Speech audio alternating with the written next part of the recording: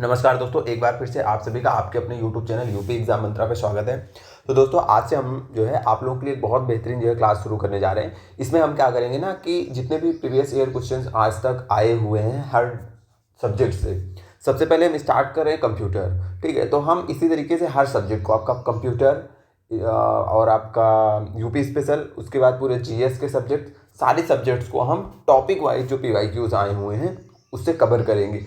और केवल आपको पीवाईक्यूज पढ़ाएंगे नहीं कि क्वेश्चन बता दिए, ऑप्शन बता दिए, बल्कि जिस पीवाईक्यूज में जितनी आवश्यकता होगी आवश्यकता अनुसार उसका डिटेल्ड एनालिसिस करेंगे, ताकि उस पीवाईक्यू से अगर कोई डायरेक्ट इनडायरेक्ट क्वेश्चन आए तो आपसे छूटने ना पाए, पहली बात। दूसरी बात, पीवाईक्यू ऐसी इंपॉर्टेंट चीज़ होती हैं जो कि हम और आप अक्सर स्किप करते हैं जब हम तैयारी करते हैं। हमें लगता है कि टाइम वेस्टेज है, बट आप मानिए कि अगर आपको मिनिमम टाइम में मैक्सिमम आउटपुट देना है, कम से कम पढ़ के ज़्यादा से ज़्यादा क्वेश्चन वहाँ पेपर में आपको हल करने हैं, तो वो माध्यम होता है प्रीवियस ईयर क्वेश्चन।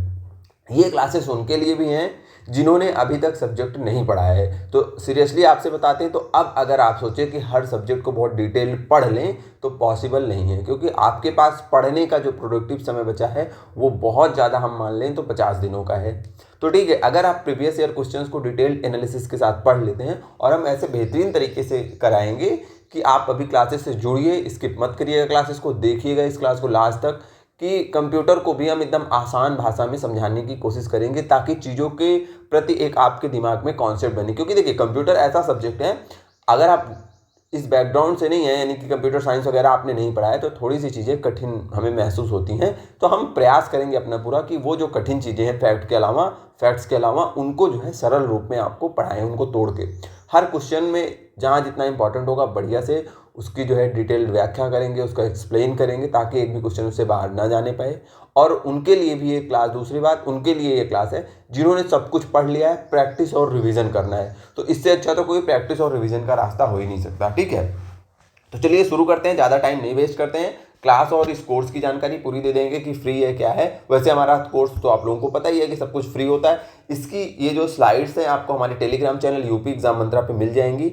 जैसे क्लास हो जाएगी, पूरी यूनिट जब खत्म होगी तो पूरी स्लाइड्स हम अपलोड कर देंगे। जैसे अभी क्लास हो रही है तो शाम तक हम इसकी स्लाइड्स अपलोड करेंगे। ठीक है, कोशिश करेंगे कि मैक्सिमम से मैक्सिमम क्वेश्चंस डेली जो है क्लास में हम करवाएं आप लोगों को, और क्लासेस बहुत बड़ी नहीं रखेंगे, क्योंकि हमें पता है कि आप लोग बहुत बड़ी क्लासेस देखने में उगते हैं। तो क्लास से लास्ट तक जुड़े रहिएगा। आज हम शुरू कर रहे हैं, आज हमारी कंप्यूटर, सबसे पहले हम कंप्यूटर उठा रहे हैं। ठीक है, कंप्यूटर उठाएंगे, फिर यूपी स्पेशल आपको पढ़ाएंगे, उसके बाद अदर सब्जेक्ट पे जाएंगे। तो कंप्यूटर की ये क्लास है, बताइएगा, पढ़िएगा पूरी लास्ट तक, और बताइएगा कि क्या ऐसी बेहतरीन क्लासेस आपको अभी तक और कहीं देखने को मिली है।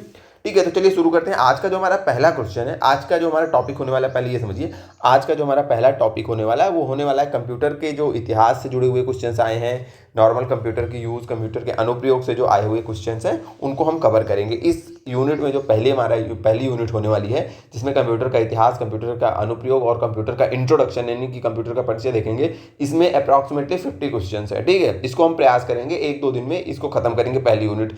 ऐसे यूनिट वाइज हम आपको करवाते चलेंगे।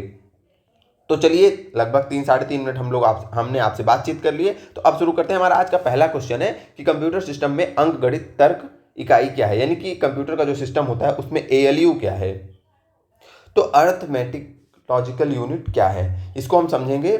उसके बाद हम आपको ऑप्शंस बताएंगे। ऑप्शंस देख लीजिए आप लोग। पहला ऑप्शन है अंकगणित और बुलियन लॉजिकल गणना करता है। दूसरा ऑप्शन है डेटा के प्रवाह को नियंत्रित करता है। तीसरा ऑप्शन है मेमोरी आवंटन का प्रबंधन करता है। चौथा ऑप्शन है इनपुट और आउटपुट डिवाइस को जोड़ता है। और पांचवा ऑप्शन है, आपको पता है कि उपयुक्त में से कोई नहीं, आंसर नीचे लिखा है, लेकिन हमने उसको क्या किया, उसको ढक के रखा है ताकि आप लोग थोड़ा समझने में फोकस करें। तो चलिए, पहले तो हम समझाएंगे एएलयू क्या है। ठीक है, उसके बाद ऑप्शन आप देखेंगे और आंसर आप खुद ही बता देंगे। अब देखिए, हमें समझना क्या है, हमें समझना है एएलयू। क्या समझना है हमें? एएलयू। ठीक है, एलयू का मतलब अर्थमेटिक लॉजिक यूनिट। एएलयू से पढ़ने से पहले हम पहले समझेंगे सीपीयू। जब सीपीयू आप समझेंगे तो एएलयू बहुत आसानी से समझ जाएंगे। सीपीयू क्या है आपको पता होना चाहिए। सीपीयू को बोलते हैं सेंट्रल प्रोसेसिंग यूनिट। क्या बोलते हैं? Central processing unit. और कहा जाता है कि ये जो है कंप्यूटर का क्या है, ये कंप्यूटर का दिमाग है। ठीक है, क्या है? कंप्यूटर का दिमाग, मस्तिष्क है कंप्यूटर का। अब देखिए, ये कंप्यूटर का मस्तिष्क हो गया। अब कंप्यूटर के मस्तिष्क के पहले पहले हमारे माइंड पे चलिए, हमारे ब्रेन में चलिए। हमारा जो ब्रेन होता है, ये कंप्यूटर का ब्रेन है। हमारा ब्रेन क्या कैसे काम करता है, देखिए हमारे ब्रेन में क्या बताइए कि ब्रेन ही सारा काम करता है, तो हाँ, सारा हमें कंट्रोल करने का काम, सारा कुछ काम इनडायरेक्टली रूप से ब्रेन ही करता है। जैसे हमारे शरीर में जितने प्रकार की क्रियाएं चल रही हैं, हमारे जितने सिस्टम्स हैं, सबको मैनेज करना, सुनना, बोलना, फीलिंग्स जितनी हमारी हैं, सबको कौन मैनेज करता है? ब्रेन। लेकिन ब्रेन में क्या होता है कि बहुत सारे सेक्शंस में डिवाइड होता है। ब्रेन के बहुत सारे क्या होते हैं? पार्ट्स होते हैं, और हर पार्ट्स अलग अलग काम को मैनेज करता है। जैसे हम बोले आपका हाइपोथैलेमस क्या करता है? हाइपोथैलेमस आपकी भूख, खाना पीना, इन सारी चीज़ों को मैनेज करता है, ठीक है। उसी प्रकार आपका जैसे सेरेब्रम होता है, माइंड का ही पार्ट है सेरेब्रम, जिसको अग्र मस्तिष्क बोला जाता है। सेरेब्रम क्या करता है? हमारी जो सोच होती है, हम जो प्लानिंग करते हैं, हमारी जो भावनाएं होती हैं, हमारी जो याददाश्त होती है, इन चीज़ों को कौन मैनेज करता है? इन चीज़ों को मैनेज करता है सेरेब्रम, ठीक है। उस सेरेब्रम के कई सारे पार्ट होते हैं, frontal lobe, parietal lobe, temporal lobe, ठीक है। ये सारी चीज़ें क्या करती हैं? अलग अलग चीज़ों को मैनेज करती हैं। आपका जैसे सेरेबेलम होता है, सेरेबेलम क्या करता है? या बॉडी के, हमारी जो बॉडी है उसको संतुलन को ये मैनेज करता है। यहाँ पे अब ब्रेन पढ़ाने का मतलब इतना ही है कि हमारे ब्रेन में अलग अलग पार्ट्स होते हैं जो कि अलग अलग कामों को क्या करते हैं? अलग अलग एक्शंस को कंट्रोल करते हैं। उसी प्रकार अब अगर कंप्यूटर का भी दिमाग है, तो कंप्यूटर के दिमाग में भी बहुत सारे क्या होते हैं? पार्ट्स होते हैं, और वो जो पार्ट्स होते हैं वो अलग अलग काम को क्या करते हैं? मैनेज करते हैं। अब सीपीयू के कौन कौन से पार्ट्स होते हैं? तो सीपीयू के अगर मुख्य मेन कंपोनेंट्स की बात करें, तो आपका सबसे मेन कंपोनेंट्स होता है एएलयू, जिसकी हम चर्चा करने वाले हैं, अर्थमेटिक लॉजिक यूनिट। उसका अगला पार्ट होता है प्रमुख, वो होता है सीयू, जिसको बोला जाता है कंट्रोल यूनिट। अगला इंपॉर्टेंट जो पार्ट होता है उसको बोला जाता है memory unit, MU, memory unit. अब एएलयू क्या करता है? हमने बताया कि प्रमुख पार्ट है। एएलयू का नाम ही क्या है? Arithmetic logic unit. तो अर्थमेटिक से होता है आपकी अंक गणित, लॉजिक से होता है तर्क, ठीक है, तर्क। तो कंप्यूटर का ऐसा कंपोनेंट है जो कि अंकगणितीय संक्रियाओं को और तार्किक संक्रियाओं को क्या करता है? कंट्रोल करता है, उनको मैनेज करता है। कौन सी संक्रियाओं को? अंकगणितीय और तार्किक संक्रियाओं को। जैसे हमने अगर कंप्यूटर को निर्देश दिया 2+2 करना है, तो 2+2 हो गया 4, या हम उसको बोले कि 5 - 6 करना है, तो क्या बचेगा? -1 बचेगा। ये सारी चीज़ें कौन कंट्रोल करेगा? ये जो है एएलयू कंट्रोल करेगा। ये हो गई आपकी अंकगणितीय जो है संक्रियाएं। या फिर हम उसको बोले 3 × 2 करना है तो करेगा 6। ये सारी चीज़ें कौन करेगा? ये सारी चीज़ें आपकी एएलयू कर रहा है। ये तो हो गई अंकगणितीय संक्रियाएं। अब आप बोलेंगे कि तार्किक संक्रियाएं क्या होती हैं? तार्किक संक्रियाएं में बताइए। तार्किक संक्रियाओं का मतलब है, यदि हम जैसे अब यहाँ पे वो लॉजिक लगाएगा, यहाँ तो सिंपल मैथमेटिकल कैलकुलेशन है, उसने कर दिया। लॉजिक लगाने का क्या मतलब है? लॉजिक लगाने का मतलब है, हम बोले 50 बड़ा है कि 60 बड़ा है। अब यहाँ उसको लॉजिक लगाना पड़ेगा कि 50 कि 60। तो वो जो रिप्लाई करेगा, जो अब यहाँ पे काम करेगा, प्रोसेसिंग करेगा, वो कौन करेगा? वो एलयू करेगा। या फिर मान लीजिए हम कोई प्रोग्राम बना रहे हैं, हम क्या बना रहे हैं? प्रोग्राम बना रहे हैं। उस प्रोग्राम ने हमने जो है पासवर्ड के लिए क्या किया? एक लॉजिक दिया कि पासवर्ड तभी एक्सेप्ट किया जाएगा जब पासवर्ड में नंबर्स होंगे और अल्फ़ाबेट्स होंगे। एंड हमने लगा दिया कि इस प्रोग्राम में हमने एंड का एक लॉजिक लगाया कि नंबर्स होंगे और अल्फ़ाबेट्स होंगे, तभी वो पासवर्ड जो है एक्सेप्ट करना। अब जैसे कोई यूज़र, कोई भी आदमी केवल नंबर्स डाला 1 2 3 4, तो ये क्या करेगा? ये एरर दिखा देगा, नहीं एक्सेप्ट करेगा। अब ये कौन काम कर रहा है? ये जो हमने लॉजिक उसको प्रोग्रामिंग में करके दी है, उस लॉजिक पे काम कौन कर रहा है? तो एएलयू काम कर रहा है, ठीक है। उसके अलावा मान लीजिए हमने दे दिया कि केवल ABCD लिख दिए, तब भी वो एरर दिखाएगा, नहीं एक्सेप्ट करेगा। लेकिन जैसे ही हम ABCD 1 2 3 कुछ लिखेंगे, नंबर्स प्लस अल्फ़ाबेट दोनों को मिक्स करेंगे, वैसे वो क्या करेगा? एक्सेप्ट करेगा। तो इन चीज़ों पे काम कौन कर रहा है? इन लॉजिक्स पे, इन मैथमेटिकल जो संक्रियाएं हैं, आपकी अंकगणितीय संक्रियाएं, इस पे कौन काम करता है? इस पे काम करता है एएलयू, ठीक है। सीयू का क्या काम है? सीयू का होता है कंट्रोल यूनिट, ठीक है। ये कंप्यूटर के जितने भी कंपोनेंट्स हैं, जितने भी पार्ट्स हैं, जितनी भी संक्रियाएं चल रही हैं, ये सबके मध्य में समन्वय बनाता है और नियंत्रित करता है। जैसे कीबोर्ड और आपके सीपीयू, कीबोर्ड को सीपीयू है, मदरबोर्ड है, सारी चीज़ों के मैदान में प्रिंटर जोड़ के रखा है, तो कब कौन सा काम करना है, कब किसको एक्टिव करना है, सारी चीज़ों को कौन कंट्रोल करता है? ये आपका सीयू कंट्रोल करता है, ठीक है, जिसको control unit. Memory unit, simple सी बात है कि जो सीपीयू के अंदर मेमोरी होती है, ये बहुत मतलब उच्च क्षमता की एक मेमोरी होती है, जो कि प्रोसेसिंग के दौरान, जैसे आप जब कोई डेटा देते हैं तो उसको स्टोर करता है ना, हमने इनपुट दिया तो वही इनपुट कुछ देर के लिए स्टोर होता है मेमोरी यूनिट में, फिर उस पर काम होता है, फिर जो रिजल्ट हमें आता है वो भी मेमोरी यूनिट में स्टोर होता है, फिर हमें आउटपुट मिलता है। तो ये होती है मेमोरी यूनिट। मेमोरी यूनिट का बेसिक का मतलब है कि ये डेटा को क्या करती है? स्टोर करती है। ये आपकी वो मेमोरी नहीं है, ठीक है, जैसे हम हार्ड डिस्क और बड़ी जो मेमोरी डेटा स्टोरेज डिवाइसेस लगाते हैं, ये कंप्यूटर में जो सीपीयू में मेमोरी होती है वो अलग है, वो तो डेटा स्टोरेज डिवाइस हो गई। जो सीपीयू में मेमोरी होती है वो बेसिकली छोटी क्षमता की, जिसको आप रैम बोलते हैं, ठीक है, छोटी क्षमता की जो मेमोरी होती है, जो कि प्रोसेसिंग के दौरान कोई काम जब कंप्यूटर कर रहा है, यानी कि डेटा और निर्देशों को अस्थायी रूप से ये स्टोर करने का काम करती है, अस्थायी रूप से स्टोर करने का काम करती है। विशेषता क्या होती है, बहुत फास्ट होती है। तो अब एएलयू समझ गए, और एएलयू के साथ में हमने सीपीयू को भी नॉर्मल में काफ़ी चीज़ें सीपीयू के बारे में भी देख ली एक क्वेश्चन में। अब इसका आंसर बताइए आप, तो आप सब कहेंगे इसका आंसर होगा जो है हमारा ऑप्शन ए। क्या होगा हमारा आंसर, ऑप्शन ए, कि आपका एएलयू क्या करता है, तो एएलयू क्या करता है, अंक गणितीय और बुलियन लॉजिकल गणनाएं करता है। वही लॉजिकल गणनाएं करता है और अंक गणित का काम करता है, ठीक है। डेटा प्रवाह को नियंत्रित करता है, नहीं। मेमोरी आवंटन का प्रबंधन करता है, नहीं। इनपुट और आउटपुट डिवाइस को जोड़ता है, नहीं। इसका बेसिक काम है मैथमेटिकल और लॉजिकल कैलकुलेशन पे को करना, इसका काम है, ठीक है। अब हम चलते हैं दूसरे क्वेश्चन पे। हमारा अगला क्वेश्चन है कि यहाँ पे देखिए लिखा है बहुत सारी विकासकर्ता और प्रौद्योगिकियों को मैच करवाना है, कि यहाँ पे एक साइड लिखा है कि उस टेक्नोलॉजी का विकास किसने किया, दूसरी साइड लिखा है कि उनका नाम क्या है, ठीक है। एक साइड टेक्नोलॉजी का नाम लिखा है, दूसरी साइड विकासकर्ता का नाम। अब पहला ऑप्शन है कि जॉन वॉन न्यूमैन। क्या है, जॉन वॉन न्यूमैन। इनके सामने क्या लिखा है, कंप्यूटर आर्किटेक्चर। दूसरा ऑप्शन है एलन ट्यूरिंग, उसके सामने क्या लिखा है, डेटाबेस मैनेजमेंट। चौथा है जैक किल्बी, उसके सामने लिखा है इंटीग्रेटेड सर्किट टेक्नोलॉजी। फिर अगला है टिम बर्नर्स ली, उसके सामने क्या लिखा है, वर्ल्ड वाइड वेब। अब आपको बताना है कि क्या इसमें से सब सही है कि गलत। बेसिकली यह एक फैक्चुअल क्वेश्चन है जिसमें कि आपको याद करना है। तो John von Neumann computer architecture के ये जनक हैं, ये आपका एकदम सही है। आपको खोजना क्या है, जो सुमेलित नहीं है, फोकस करिएगा। पहला हमारा सही हो गया। उसके बाद क्या एलन ट्यूरिंग डाटाबेस मैनेजमेंट के ये विकास करता थे, तो नहीं। एलन ट्यूरिंग का ही जो ऑप्शन है वो गलत है। ये क्या है, ये है हमारा गलत। बाकी हमारे ये नीचे के तीनों क्या हैं, सही है। तो इसके अनुसार जो हमारा सही उत्तर होगा वो क्या होगा, हमारा ऑप्शन बी। समझे आप, हमें यही बताना है कि कौन सा सुमेलित नहीं है। तो ये सबको आप रट लीजिएगा कि John von Neumann computer architecture, Jack Kilby integrated circuit technology और टिम बर्नर्स-ली, ठीक है, ये कौन है, ये वर्ल्ड वाइड वेब के जनक रहे हैं। अब एलन ट्यूरिंग के बारे में भी कुछ पॉइंट आपको लिखना पड़ेगा, क्योंकि एलन ट्यूरिंग के बारे में यहाँ से क्वेश्चन दिया है, तो हो सकता है कि अगले पेपर में पूछ ले कि एलन ट्यूरिंग के बारे में हमें बताओ, इन्होंने किस टेक्नोलॉजी की खोज की। तो एलन ट्यूरिंग के बारे में आपको याद रखना है कि आधुनिक कंप्यूटर विज्ञान का इनको जनक बोला जाता है। क्या बोला जाता है, आधुनिक। अभी आपको इस क्वेश्चन से इतनी चीज़ें बता देंगे, आधुनिक कंप्यूटर विज्ञान का जनक। आधुनिक कंप्यूटर विज्ञान का जनक किसे बोला जाता है, तो एलन ट्यूरिंग को बोला जाता है। डेटाबेस मैनेजमेंट से इनका कोई संबंध नहीं है, इनका संबंध है आधुनिक कंप्यूटर विज्ञान का जनक।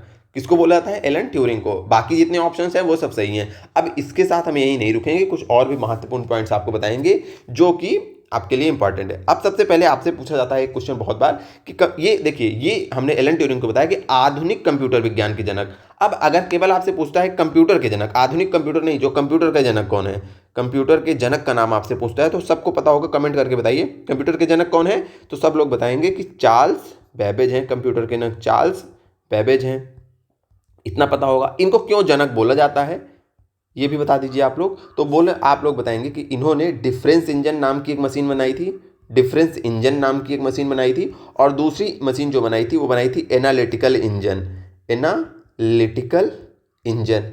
इसी के कारण इनको क्या बोला जाता है, कंप्यूटर विज्ञान का जनक कहा जाता है। डिफरेंस इंजन क्या था, डिफरेंस इंजन जो है ये क्या करता था, जैसे आप समझिए एक्सेल होता है ना, एक्सेल होता है, तो ये गणितीय जो है, गणितीय तालिकाओं की गणना कर लेता था। गणितीय, आजकल के तो कंप्यूटर सारी चीज़ें कर लेते हैं, आजकल के हम एडवांस कंप्यूटर की बात नहीं कर रहे हैं। गणितीय तालिकाओं की गणना करने वाला जो पहला कंप्यूटर बना था उसका नाम था डिफरेंस इंजन। गणितीय तालिकाओं की गणना करने में ये क्या था, सक्षम था। इसकी क्या विशेषता थी, एनालिटिकल इंजन की। एनालिटिकल इंजन की विशेषता ये थी कि हमारा जो एनालिटिकल इंजन था वो जो आज के कंप्यूटर हैं, जैसे हम आज के कंप्यूटर में क्या करते हैं, कोई इनपुट देते हैं, जैसे हमने कीबोर्ड में के दबाया, जैसे कोई भी हमने उसमें विंडोज़ का बटन दबाया, तो क्या होता है कि विंडोज़ वाला ऑप्शन ओपन हो जाता है जहाँ पे ऐप्स होते हैं। मतलब कि हमने उसको हम उसको इनपुट देते हैं किसी काम के लिए, फिर वो क्या करता है, उस हमारे दिए गए डेटा पे प्रोसेसिंग करता है, उसको प्रोसेस करता है, फिर उसके बाद हमें आउटपुट देता है, ठीक है, आउटपुट देता है। तो जो ये इनपुट और प्रोसेसिंग और आउटपुट करने का जो ये सिस्टम है, मतलब कि कंप्यूटर इस प्रकार से काम करेगा, पहले हम इनपुट देंगे, फिर वो डेटा पर प्रोसेस करेगा, फिर आउटपुट देगा। तो ये सिस्टम पहली बार एनालिटिकल इंजन में आया, और ये क्या है, ये सिस्टम आधुनिक जो कंप्यूटर्स हैं उनका क्या है, आधार है। इसी सिस्टम पे आधुनिक कंप्यूटर चलते हैं, इनपुट आउटपुट सिस्टम पे, ठीक है। तो इसके जनक कौन थे? चार्ल्स बेबेज कंप्यूटर के जनक थे। हमने देखा क्यों जनक थे, क्योंकि डिफरेंस इंजन और एनालिटिकल इंजन नाम की 2 मशीनें इन्होंने बनाई थी। डिफरेंस इंजन गणितीय तालिकाओं की गणना करने में सक्षम था, और एनालिटिकल इंजन की विशेषता क्या थी कि आधुनिक जो कंप्यूटर का आधार इसने बनाया, इनपुट आउटपुट सिस्टम को इसने जो है लाया पहली बार, ठीक है। और क्या देखेंगे हम एक ही क्वेश्चन से। अब देखिए, हम आपको एक ही क्वेश्चन से इतने ज़्यादा बातें बता देंगे कि उससे बाहर कुछ आपको देखने को मिलेगा नहीं, ठीक है। बहुत मेहनत करके आपकी क्लासेस डिजाइन की हैं। अब देखिए अगला क्या है, एलन ट्यूरिंग के बारे में हमने देखा। अगर आपसे आधुनिक कंप्यूटर विज्ञान का जनक पूछेंगे तो कौन है? एलन ट्यूरिंग है, याद रखिएगा, ठीक है। अब बताइए, आपसे पूछा जाए कि विश्व की पहली प्रोग्रामर कौन थी। क्वेश्चन पूछ सकता है ना कि विश्व की पहली प्रोग्रामर कौन थी। विश्व की पहली प्रोग्राम ये इंजीनियर होते हैं ना, सीएस के इंजीनियर होते हैं, कंप्यूटर साइंस के, जो प्रोग्रामिंग करते हैं, बहुत सारे प्रोग्राम्स करते हैं कोडिंग करके। तो पूछा जाए कि विश्व की पहली प्रोग्रामर कौन थी, तो उसका नाम याद रखना है लेडी एडा। तो इनका नाम था लेडी एडा लवलेश, ऐसे याद करिए, ठीक है, लवलेश, लेडी एडा लवलेश। आपसे पूछेगा कि पहली प्रोग्रामर कौन है विश्व की, तो लेडी एडा लवलेश, ठीक है। अच्छा, एक क्वेश्चन इसी के साथ और देख लीजिए, वो भी बहुत इंपॉर्टेंट है। आपसे पूछेगा कि उस व्यक्ति का नाम बताइए कि जिसने कि ऐसा कंप्यूटर बनाया जिसमें कि कोई यांत्रिक हिस्सा नहीं था, यानी कि बिना यांत्रिक हिस्से के, बिना यांत्रिक हिस्सों के बनाया गया पहला कंप्यूटर। सारे पॉइंट्स आप लोग नोट करते चलिएगा, इतने बढ़िया से कहीं मिलेगा नहीं, इतनी ऑर्गेनाइज चीजें। बनाया गया पहला कंप्यूटर, ठीक है। तो अब बताइए कि बिना यांत्रिक हिस्सों के बनाया गया पहला कंप्यूटर कौन था। तो इस कंप्यूटर का नाम था एनिएक। क्या नाम था? एनिएक। इसका फुल फॉर्म क्या होगा? ई फॉर होगा आपका इलेक्ट्रॉनिक, एन फॉर होगा न्यूमेरिकल। फुल फॉर्म भी आपसे पूछता है कंप्यूटर में, इलेक्ट्रॉनिक, न्यूमेरिकल, ठीक है। आई फॉर होगा इंटीग्रेटर,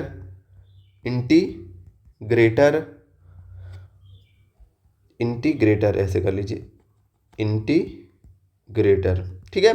उसके बाद ए फॉर हो गया आपका एंड, मतलब और। सी फॉर हो गया कंप्यूटर। तो बिना यांत्रिक हिस्सों के बनाया गया पहला कंप्यूटर, उसका नाम क्या था? एनिएक था, मतलब इलेक्ट्रॉनिक, न्यूमेरिकल, इंटीग्रेटर और कंप्यूटर इसका नाम था, एंड कंप्यूटर इसका नाम था। अच्छा, अब बना है तो अपने आप तो बन नहीं गया होगा, किसी ने बनाया होगा। तो बनाने वाले का क्या नाम था? बनाने वाले का नाम था J.W. Mauchly plus Presper Eckert. सारी चीज़ें लिखती चलिएगा, इतनी चीज़ें कहीं मिलेंगी नहीं आपको, और इतनी चीज़ें कर लेंगे तो कहीं से क्वेश्चन इससे बाहर आने नहीं वाला है। क्योंकि अगर आप बहुत बेहतरीन तरीके से प्रीवियस ईयर क्वेश्चंस को कर लेते हैं, बढ़िया उसके सभी एस्पेक्ट्स को कवर कर लेते हैं, तो एक भी क्वेश्चन उससे बाहर देखने को नहीं मिलेगा, ठीक है। अभी देखिए, हमने इसमें क्या क्या देखा। एक क्वेश्चन हमने देखा कि हमने विकासकर्ता और कौन व्यक्ति हैं जिन्होंने उस टेक्नोलॉजी को विकसित की। हमने देखा कि जॉन वान न्यूमैन ने कंप्यूटर आर्किटेक्चर का विकास किया। एलन ट्यूरिंग ने जो है यहाँ पे डेटाबेस मैनेजमेंट दिया, लेकिन ये गलत होगा, हमें इसी को ढूंढना था। एलन ट्यूरिंग ने आधुनिक कंप्यूटर विज्ञान का जनक इनको बोला जाता है। Tim Berners Lee world wide web, Jack Kilby integrated circuit technology. अब इसके साथ हमने आपको पढ़ाया, हमने कहा यही मत रुकिए, आइए और चीज़ें बताते हैं। कंप्यूटर के जनक चार्ल्स बेबेज के बारे में बताया, फिर विश्व की पहली प्रोग्रामर लेडी एडा लवलेस, फिर बिना यांत्रिक हिस्सों के बनाया गया पहला कंप्यूटर एनिएक था, ठीक है आपका। इसमें एक बात और है, अब आप लोग देखिए, इसमें एक बात है, कहाँ गया आपका जो ये जॉन वान न्यूमैन है ना। चलिए इनके बारे में अगले क्वेश्चन में देखेंगे, ये आप याद रखिएगा, ये नाम और ये किस टेक्नोलॉजी का इन्होंने विकास किया, कंप्यूटर आर्किटेक्चर का। इसके बारे में आगे बताएंगे कंप्यूटर आर्किटेक्चर है क्या, ठीक है। इस क्वेश्चन में हमने बहुत डिस्कशन कर लिया। अब देखिए, कई सारे क्वेश्चन हमारे इसी से सॉल्व हो जाएंगे, इसका डिस्कशन। अगला क्वेश्चन है हमारा कि 1954 में इंटरनेशनल बिजनेस मशीन्स में जॉन बेकस और उनकी टीम ने कौन सी प्रोग्रामिंग भाषा का विकास किया। चलिए इसका आंसर आप लोग बताइए कि कौन सी प्रोग्रामिंग भाषा का इन्होंने विकास किया 1954 में। जो पढ़े हैं वो बताएं, और जो नहीं पढ़े उनको तो हम बता ही रहे हैं, ठीक है। पहला ऑप्शन है कोबाल, दूसरा है फोर्टान, तीसरा ऑप्शन है सी, चौथा ऑप्शन है यूनिक्स, चौथा और पांचवा ऑप्शन है उपयुक्त में से कोई नहीं। तो कुछ इसके बारे में याद रखना है कि जो आपके बैकर्स थे और उनकी टीम ने थी वो 1954 में आपका कौन सी लैंग्वेज बनाए थे, तो वो उस लैंग्वेज का नाम था फोरट्रान। क्या नाम था? फोरट्रान। उस लैंग्वेज का क्या नाम था? फोरट्रान। फोरट्रान के बारे में याद क्या करना है? पहला तो इसका फुल फॉर्म याद करना है। इसमें 2 वर्डों से ये बना है, फोर और टान। फोर का मतलब होता है फॉर्मूला, FOR से फॉर हो गया, और इसके आगे मूला, फॉर्मूला। टैन का मतलब होता है ट्रांसलेशन, TRANSLATION। तो फोरट्रान का फुल फॉर्म क्या हो गया? Formula translation. और इसके बारे में क्या याद रखना है? तो ये हो गया इसका फुल फॉर्म, फार्मूला ट्रांसलेशन, नहीं भूलना है। ये इस लैंग्वेज की विशेषता क्या थी? ठीक है, इस लैंग्वेज की विशेषता आपको याद करनी है कि जो वैज्ञानिक गणनाएं होती हैं, और जो जटिल मतलब हार्ड कठिन लेवल की जो इंजीनियरिंग कार्य होते हैं वहाँ पे इनका यूज किया जाता था। ठीक है, इंजीनियरिंग कार्यों में इसका यूज किया जाता है। एक फैक्ट इसके बारे में और आपको याद रखना है कि जो आपकी फोरट्रान थी, ये दुनिया की पहली जो है स्वीकृत उच्च स्तरीय, इस लाइन पे फोकस करिएगा, उच्च स्तरीय कंप्यूटर प्रोग्रामिंग भाषा थी। कंप्यूटर प्रोग्रामिंग का मतलब जो कोडिंग की जाती है, बहुत सारे सॉफ्टवेयर बनाए जाते हैं, जो प्रोग्राम बनाए जाते हैं, जो उसमें कोडिंग की जाती है, तो उसमें भाषाओं का यूज होता है। ठीक है, कंप्यूटर प्रोग्रामिंग हमारी आपकी भाषा की तरह नहीं लिख दिया जाएगा कि जब कोई के ऐसे उसमें नहीं लिखा जाएगा कि कोई के अगर के कीबोर्ड में के पर टाइप करे तो वो आउटपुट में मॉनिटर में के दिखाई दे। नहीं, इतने काम के लिए हमें वहाँ कोडिंग करनी पड़ती है लैंग्वेज, ठीक है, भाषाओं में। अब हमें तो भाषा आती नहीं है, नहीं तो हम आपको बताते हैं उसमें क्या लिखना पड़ेगा। ठीक है, जैसे आप अपने मोबाइल पे क्लिक करते हैं, तो क्लिक करने के बाद जो आपको आपने क्लिक किया, जैसे किसी ऐप पे गए, आपको व्हाट्सएप के लोगो पे आपने क्लिक किया तो व्हाट्सएप ओपन हो गया।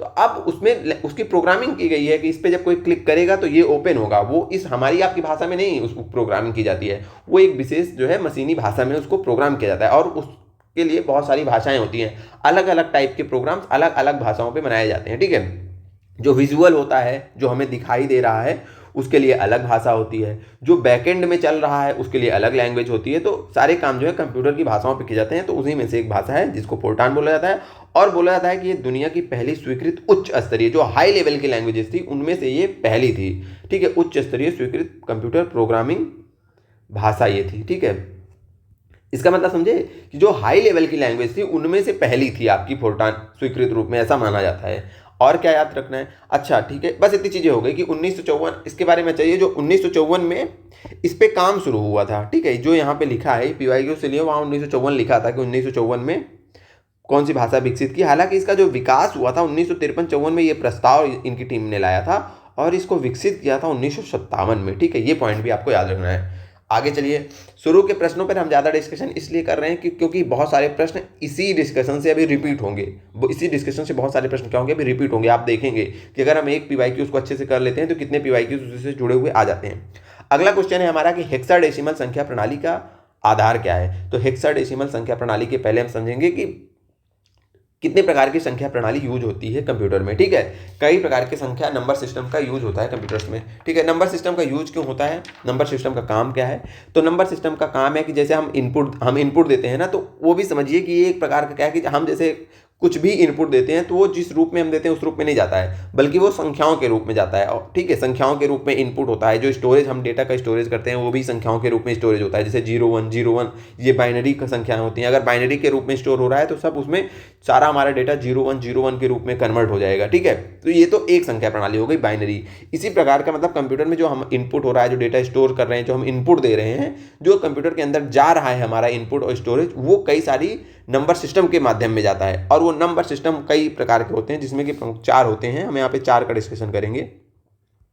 बाइनरी होता है आपका पहला नंबर सिस्टम, दूसरा होता है डेसिमल, ठीक है, तीसरा होता है ऑक्टल, ठीक है, और चौथा होता है हेक्साडेसिमल, जिसके बारे में प्रश्न है। ये क्यों होते हैं? हमने बताया कि जो हम इनपुट दे रहे हैं, जिस रूप में हम इनपुट देते हैं, जैसे हमने के पे टाइप किया, यस पे टाइप किया कीबोर्ड पे, तो के और यस कंप्यूटर नहीं समझता है। आप कंप्यूटर के लिए उसको जो है नंबर सिस्टम में तोड़ देगा, बाइनरी में तोड़ेगा। तो मान लीजिए एक उदाहरण दे रहे हैं, 0 1 के रूप में तोड़ सकता है। ठीक है, और जैसे हमने डेटा स्टोरेज किया, आपने कोई फोटो स्टोरेज की, अब वो फोटो जैसे हम आपको दिख रही है सामने वैसे नहीं स्टोरेज होती, वो इन्हीं संख्याओं के, इन्हीं नंबर सिस्टम के माध्यम से स्टोरेज होती है। ठीक है, किस नंबर सिस्टम के माध्यम से स्टोरेज होती है? इन्हीं इन्हीं 4 नंबर सिस्टम के माध्यम से स्टोर होती है। बाइनरी में स्टोर होगी 0101, मतलब हमें दिखाई तो फोटो दे रही है, लेकिन बैकग्राउंड में वो 010101 के रूप में ऐसे जो है वो टूटी रहेगी, उसका जो है उसको कन्वर्ट किया जाएगा। उसी प्रकार डेसिमल, ऑक्टेल और हेक्साडेसिमल भी होते हैं अलग अलग सिस्टम। तो बाइनरी क्या होती है, देखिए अब आधार पूछा है ना, तो हम सबका आधार यहाँ पे देख लेंगे और कौन कौन से नंबर उसमें आते हैं ये देख लेंगे, ठीक है। यहीं पे देखेंगे, किसी और रुकिए, कई और पेज, हाँ यहाँ पे एक पेज है। तो हमने बताया कितने प्रकार की भाषाएं होती हैं, कितने प्रकार के नंबर सिस्टम हैं कंप्यूटर में, जिसमें कि डेटा स्टोरेज और कंप्यूटर इनपुट आउटपुट का काम करता है। नंबर सिस्टम आउटपुट तो हमें हमारे ही रूप में दिखाई देते हैं, लेकिन बैकएंड में जो चलता है उन चीज़ों को वो नंबर सिस्टम के माध्यम से वो कंट्रोल करता है। देखिए बाइनरी हमने बताया, बाइनरी हो गई आपकी, डेसिमल हो गया आपका, ऑक्टेल हो गया और हेक्साडेसिमल हो गया, हेक्साडेसिमल। अब हमने प्रश्न में देखा कि प्रश्न में वो क्या पूछ रहा है, आधार पूछ रहा है। क्या पूछ रहा है प्रश्न में, प्रश्न में वो पूछ रहा है आधार, तो हम उसका आधार पूछा है तो सबका आधार पढ़ लें, आधार आता है।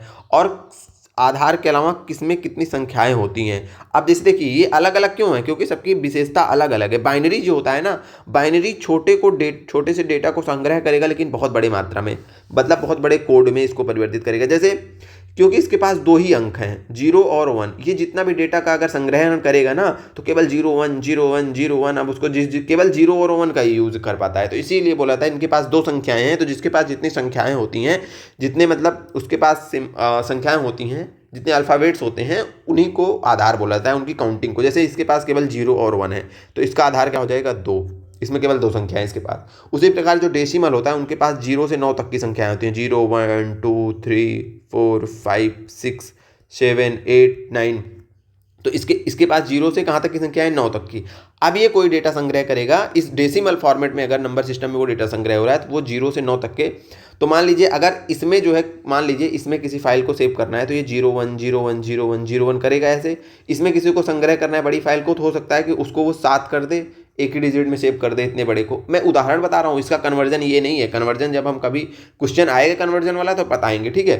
तो इसका आधार क्या है, इसका आधार होगा, इसमें कितनी संख्याएं हैं 10, देख लीजिए 9 तो यही हो गई, एक 0, तो इसका आधार क्या हो जाएगा 10। उसी प्रकार ऑक्टेल, ऑक्टेल का मतलब ही 8 होता है, तो ऑक्टेल का आधार कितना होता है 8, और इसमें भी 0 1 2 3 4 5 6 7 हो गई 8 संख्याएं, केवल 7 तक।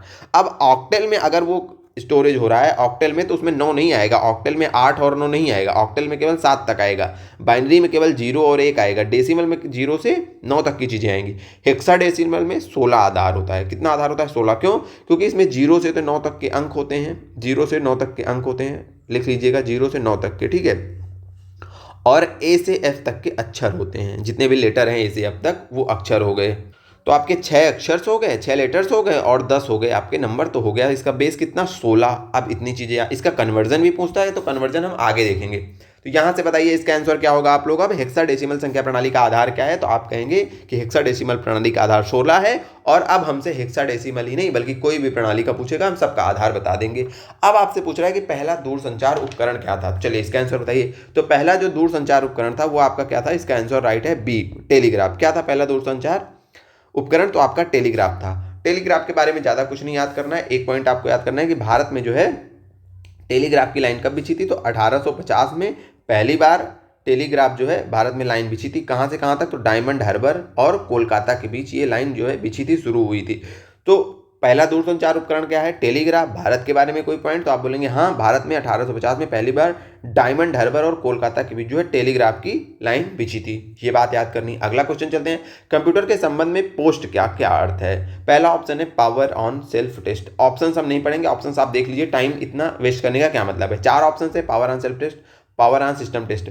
तो बिल्कुल मत समझिए, अभी हम इसको समझा रहे हैं एकदम सिंपल भाषा में, पावर ऑफ क्या है। अभी तक आप पढ़े होंगे, अब हम आपको कंप्यूटर समझा रहे हैं, कंप्यूटर भी समझा रहे हैं। पोस्ट क्या होता है, देखिए POST, ये हो गया पोस्ट। हर एक लेटर को उठाओ और फटाक से देखो। P फॉर होता है पावर, O फॉर होता है ऑन, S फॉर होता है सेल्फ और T फॉर होता है टेस्ट।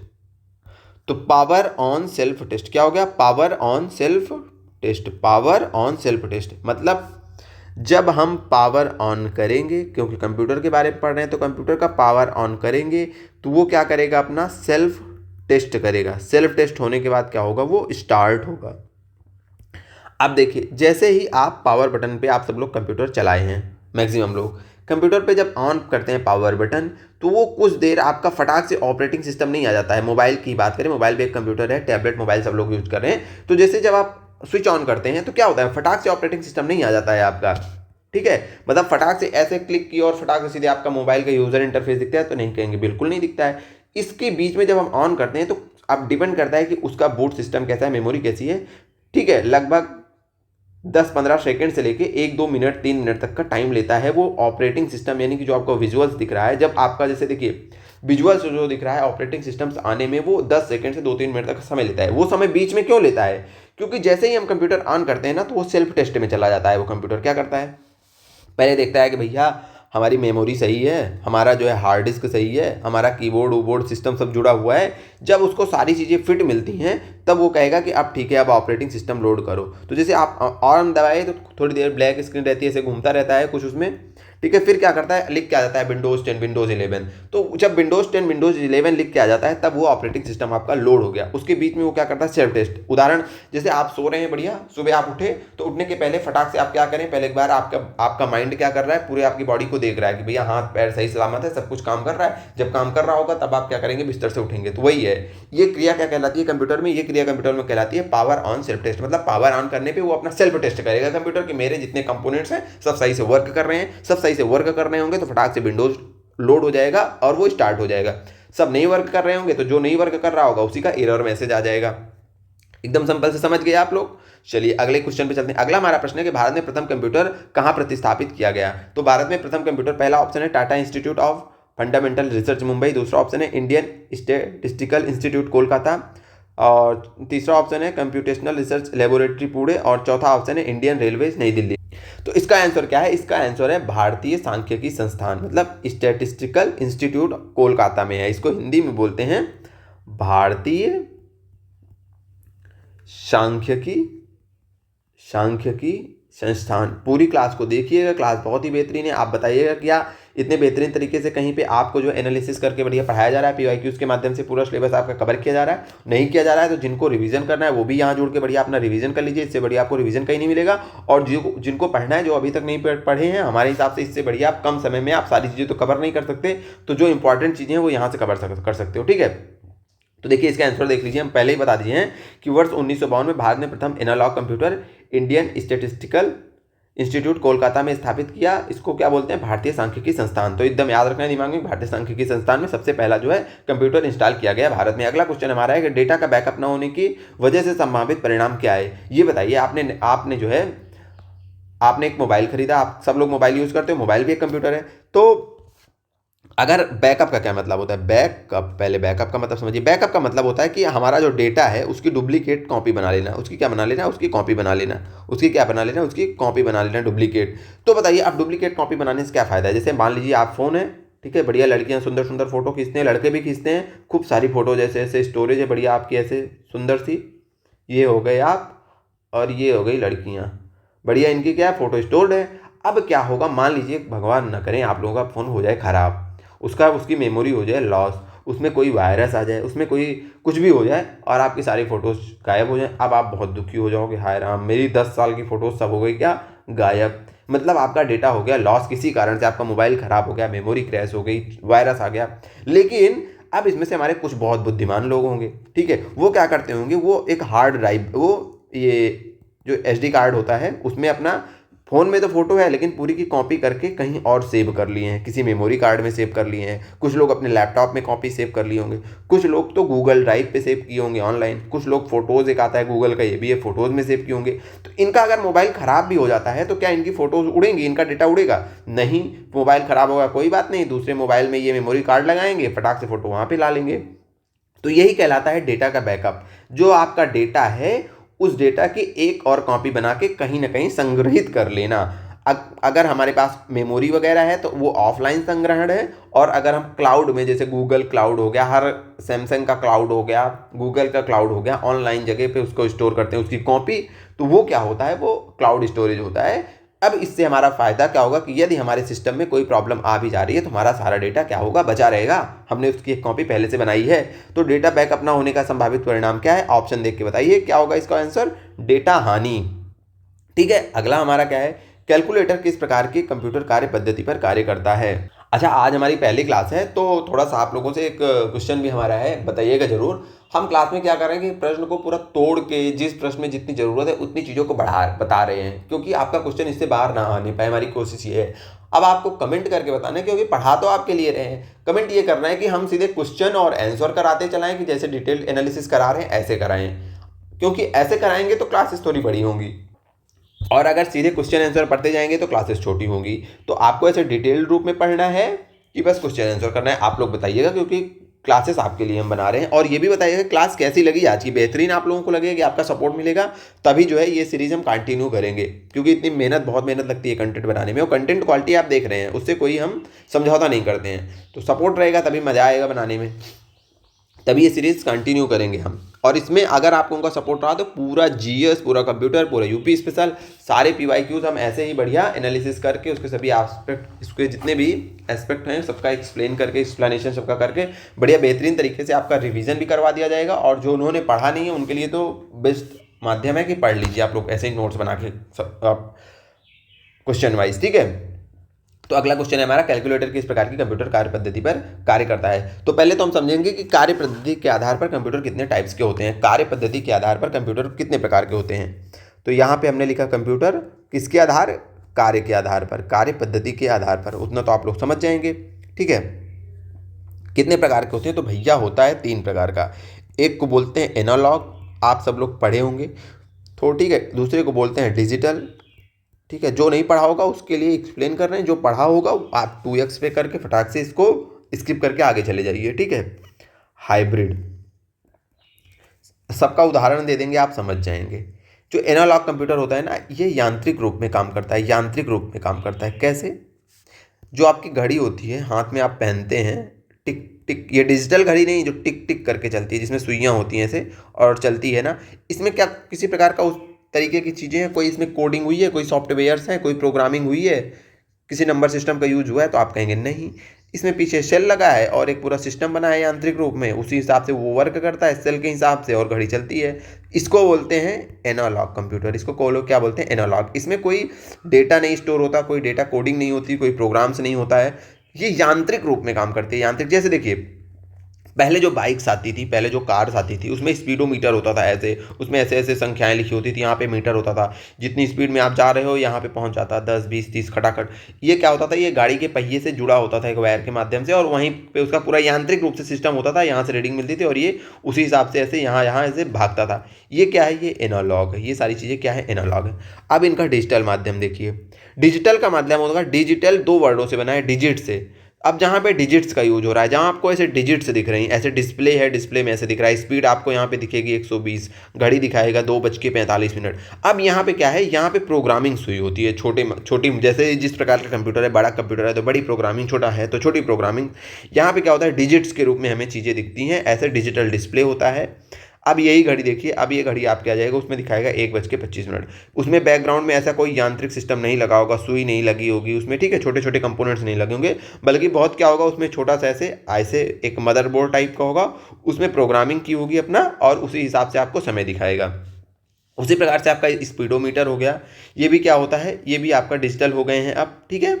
तो ये चीज़ें समझे आप लोग। चलिए, जो हम नॉर्मल जितनी भी चीज़ें अभी आसपास देख रहे हैं, कंप्यूटर है, लैपटॉप है, मोबाइल है, ये सब डिजिटल ही हैं। एनालॉग हमने बताया कि जो पूरा आपकी घड़ियाँ हैं, जो दीवार घड़ी ऐसी टंगी होगी टिक टिक वाली, वो सब क्या है, वो सब यांत्रिक हैं। तो बेसिक अंडरस्टैंडिंग बन गई। हाइब्रिड क्या है, हाइब्रिड में वो चीज़ें आती हैं जो कि जिनमें डेटा का जो इनपुट होता है, जो डेटा का इनपुट होता है, जो डेटा का इनपुट होता है, वो क्या होता है, वो एनालॉग रूप में होता है। और जो आउट मतलब बैक में जितनी चीज़ें चलती हैं, बैक एंड में जितनी चीज़ें उसके चल रही हैं, जो प्रोसेसिंग चल रही है, जो वो समझ रहा है अंदर से, वो सब एनालॉग रूप में होता है। जो आउटपुट हमें दिखता है बस वही डिजिटल होता है, बस वही क्या होता है, डिजिटल होता है। जैसे पेट्रोल पंप पे गए हैं अभी वाले, उसमें क्या होता है, आप 50 रुपये का पेट्रोल लाते हैं, डिस्प्ले में दिखता है कि इतने का पेट्रोल हुआ, इतने लीटर पड़ा, डिजिटल रूप में आप देख रहे हैं। लेकिन इसके बैक में जो चल रहा है, जैसे जब वो जाता है, वो आपकी गाड़ी में ऐसे लगाया पंप वाला, और यहाँ पे ऐसे बटन होती है, इसको ऐसे दबाता है, जब इस बटन को दबाया तो आपके यहाँ पेट्रोल पंप से पेट्रोल निकलना शुरू हो गया। अब देखिए पेट्रोल यहाँ पे,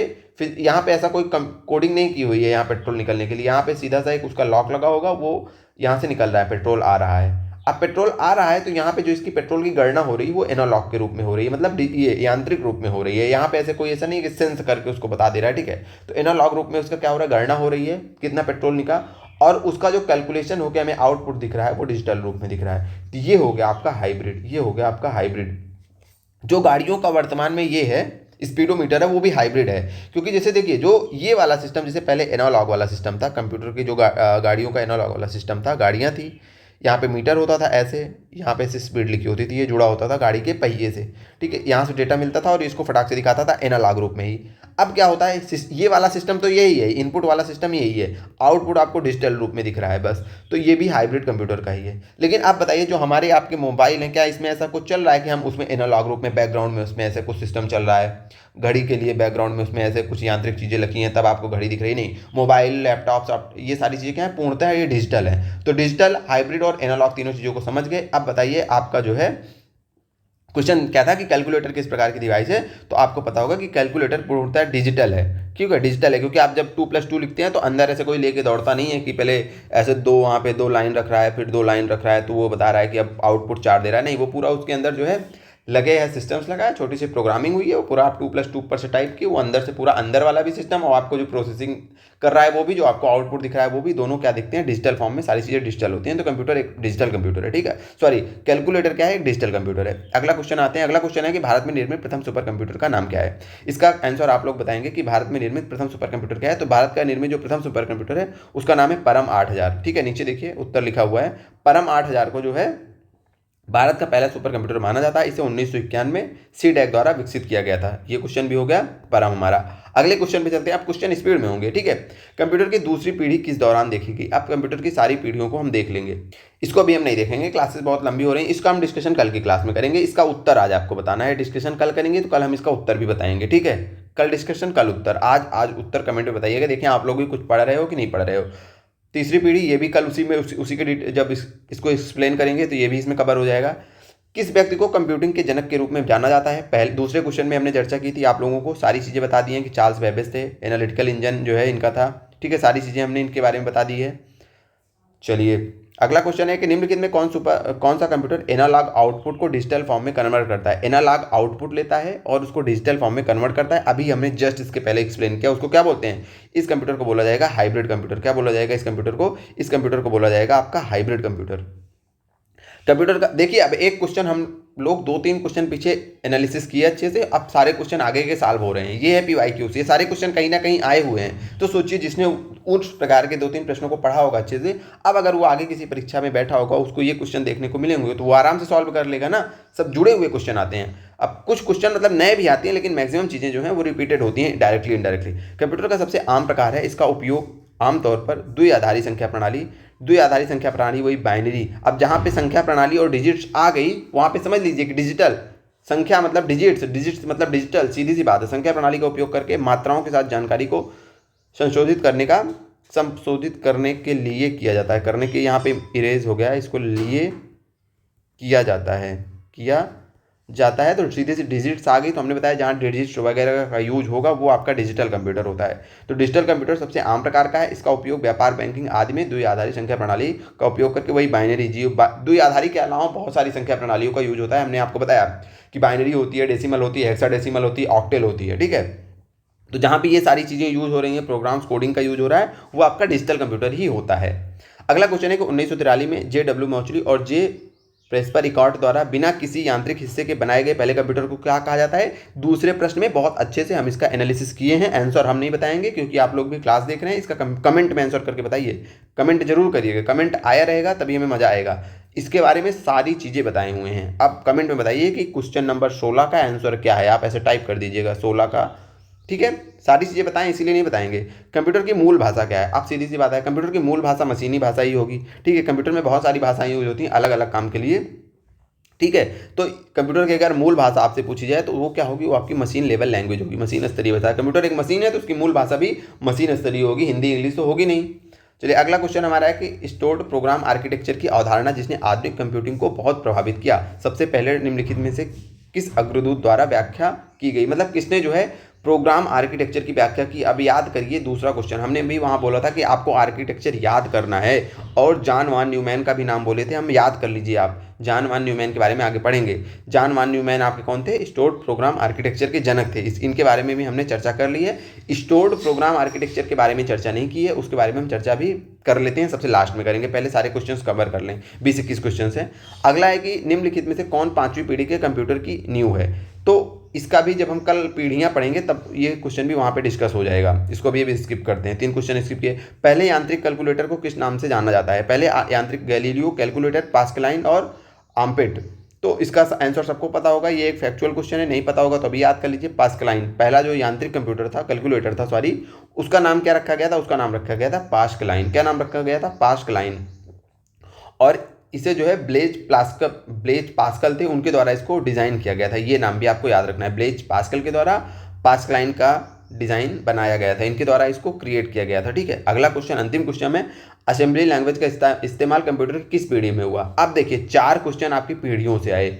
अब हम कल आपको पीढ़ियों के बारे में पूरा अच्छे से पढ़ा देंगे इन्हीं क्वेश्चंस में, और एक बार एक्सप्लेन करेंगे, सारे क्वेश्चन आप आसानी से सॉल्व कर लेंगे। अब बताइएगा कि आज की क्लास कैसी लगी, क्या आप चाहते हैं कि इस प्रकार की क्लास से बढ़िया बेहतरीन तरीके से क्लासेस आपको करवाई जाएँ, सारे आपके PYQs कवर करवा दिए जाएँ ऐसे बढ़िया व्याख्या करके। इससे आपका रिवीजन भी हो जाएगा, और जिन्होंने पढ़ा नहीं है उनके लिए बेहतरीन तरीके पढ़ने का, इससे सरल तरीका, सहज तरीका कुछ हो नहीं सकता है। हमने यहाँ पर अभी एक क्वेश्चन छोड़ा था जिसमें कि हमने बोला था, अभी आपको बताएंगे, कहाँ गया वो जो हमारा क्वेश्चन था, जॉन वॉन न्यूमैन वाला स्टोर्ड प्रोग्राम आर्किटेक्चर। ये क्या होता है फटाक से समझ लीजिए।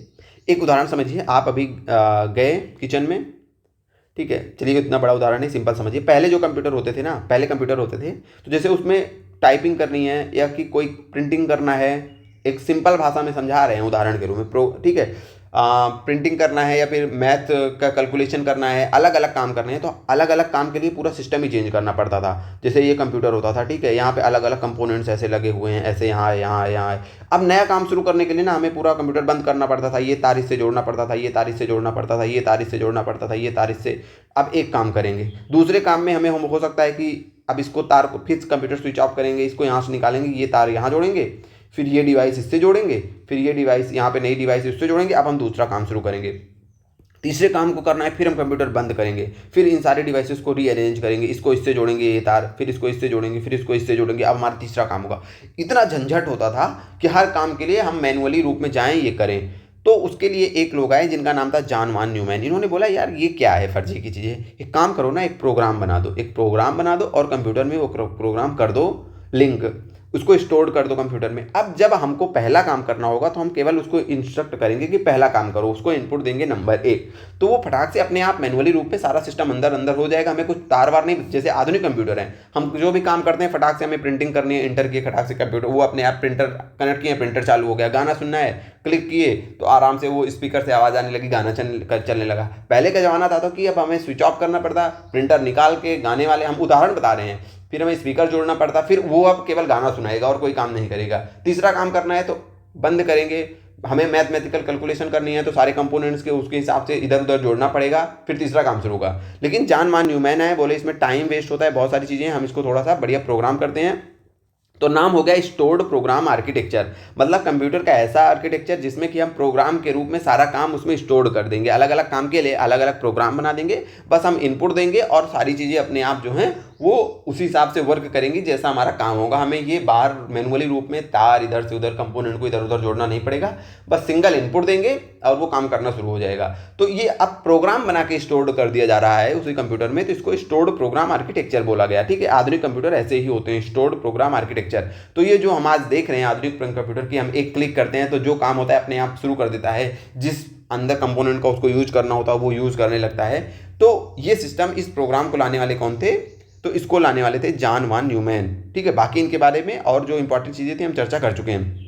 बताइए क्लास कैसी लगी? क्लास लगभग 50 मिनट की हो गई है, क्लास यहीं स्टॉप करते हैं। आज हमने लगभग 21 क्वेश्चन लाए थे, 21 में से हमने 4 क्वेश्चन स्किप किया, एक क्वेश्चन आपको बोले हैं कि आप उसका आंसर दीजिए, 4 क्वेश्चन इसलिए स्किप किए, क्लास और बड़ी हो जाती। अब कंप्यूटर की पीढ़ियों की चर्चा कल की क्लास में कर लेंगे और वो चारों क्वेश्चन आराम से सॉल्व हो जाएंगे। बताइए क्लास कैसी लगी, कमेंट करके अवश्य बताइएगा, क्योंकि अगर आप लोगों का सपोर्ट मिलेगा तभी इस क्लास को कंटिन्यू किया जाएगा। अगर आपको मान लीजिए इस टाइप की क्लासेस नहीं चाहिए होंगी तो फिर डिसकंटिन्यू कर दिया जाएगा, क्योंकि इतनी मेहनत जो है क्यों करना अगर आपको नहीं चाहिए इतना बढ़िया क्वालिटी कंटेंट। चलिए इसका पीपीटी जो है, ये जो स्लाइड्स हैं इसी फॉर्मेट में स्लाइड्स हम आपको देंगे, पहले ही बता दे रहे हैं, क्योंकि अब क्वेश्चन को क्या प्रिंटेबल में दें, इसको आप प्रिंट आउट निकालने का क्या मतलब है, बस इसको हम पढ़ा दे रहे हैं, पेपर के पहले रिवीजन कर लीजिएगा इन स्लाइड्स को, एक बार अभी क्लास के बाद, एक बार पेपर के बाद। तो इन स्लाइड्स को जैसी हैं हम ऐसे दे देंगे, ठीक है।